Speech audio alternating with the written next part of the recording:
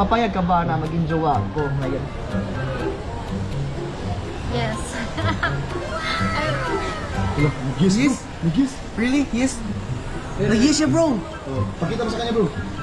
Dahil nag-yes ka, Dahil nag-yes ka, ma'am, itong premium, ma'am. May 5K ka.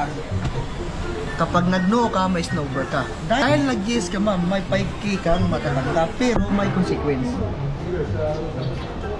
Alam mo ba kung anong consequence?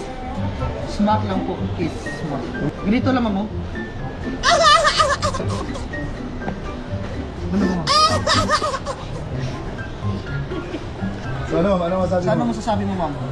5K? Dahil nag-yes ka, may 5K ka, plus may consequence, smack kiss.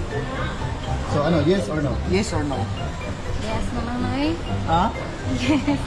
Yes, no, bro. Nag-yes siya, bro. Kailangan nyo mag-kiss sa lips mo. Ay, sali! Ay, sali! Consequence, yun naman, ma'am. Ano lang consequence? Makita mo sa first video namin. Yun ang consequence sa lips.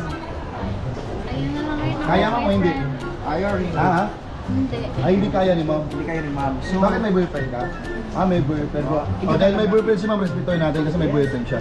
Okay ma'am, pero yun lang yun ma'am. Kung single ka naman, kung kaya mo naman yung consequence, eh may 5K ka talaga. Bibigay po talaga namin yun ma'am. Siyempre, napaka-basic lang mag-yes ma'am, di ba ma'am? Kung walang consequence. Di ba pwedeng mag-yes agad? So, gagawin namin consequence na counting, common.